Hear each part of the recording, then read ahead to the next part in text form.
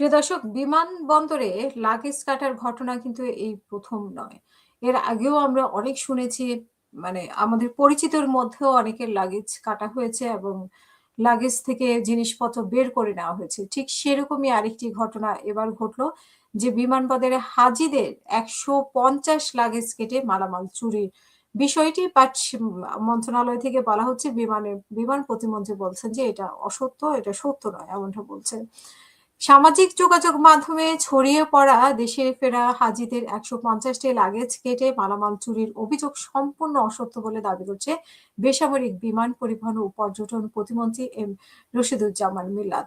এবং তিনি সচিবালয়ে তথ্য অধিদপ্তরের সম্মেলনের কক্ষে বেসামরিক বিমান পরিবহন ও পর্যটন মন্ত্রণালয় সম্পর্কিত সমসাময়িক ইস্যুতে আয়োজিত এক ব্রিফিং এ তিনি এই দাবি করেন। প্রতিমন্ত্রী বলেন যে অভিযোগ পাওয়ার পর তাৎক্ষণিক তদন্ত করে দেখা গেছে যে সিসিটিভি ও বডি অন ক্যামেরার ফুটেজ পর্যালোচনা করে কোনো ধরনের মিসহ্যান্ডলিং প্রমাণ পাওয়া যায়নি।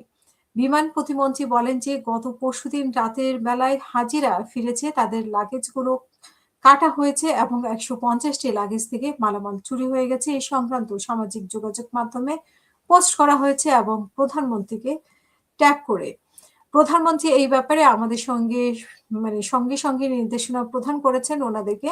এবং প্রতিমন্ত্রী আরো বলেন যে প্রায় এইরকম সোশ্যাল মিডিয়াতে আমাদেরকে বিভিন্নভাবে বিভ্রান্ত করা হয়, যেটা আমাদের সহযোগিতা, আমরা তার সত্যতা যাচাই করে বস্তুনিষ্ঠ সংবাদটি পরিবেশন আপনাদের কাছে, মানে সাংবাদিকদের কাছে ওনারা আশা করছে যে এরকম বস্তুনিষ্ঠ সংবাদ পরিবেশন করার জন্য। এবং প্রতিমন্ত্রী অভিযোগ করেছেন যে ছড়িয়ে পড়ার পরেই বিমানবন্দর কর্তৃপক্ষ ও বিমান বাংলাদেশ এয়ারলাইন্সকে অভ্যন্তরীণ তদন্তের নির্দেশ দেওয়া হয়। পরে সিসিটিভি ও বডি অন ক্যামেরা ফুটেজ পর্যালোচনা করে কয়েক ঘন্টার মধ্যে এটি প্রতিবেদন দেওয়া হয়। তিনি বলেন যে তদন্তে দেখা গেছে যে মোট ৮৩৬টি লাগেজের মধ্যে ২১টি ব্যাগ ছেঁড়া বা কাটা পাওয়া গেছে। তবে এটি কোনো চুরি বা ইচ্ছাকৃত মিসহ্যান্ডলিং এর কারণে ঘটেছে এমনটা প্রমাণ পাওয়া যায়নি। প্রতিমন্ত্রী আরো বলেন যে নিয়ম অনুযায়ী কোনো হাজি বা যাত্রী ভু মানে মূল চেকিং লাগেজের ভেতরে কোনো অবস্থাতেই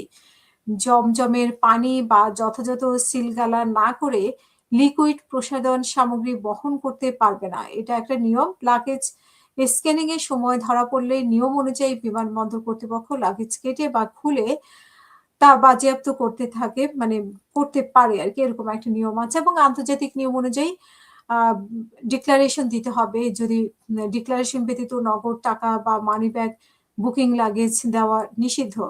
এবং ঢাকা বিমানবন্দরে সিসিটিভির ফুটেজে পর্যবেক্ষণ করে কোনো ধরনের মিসহ্যান্ডলিং প্রমাণ পাওয়া যায়নি।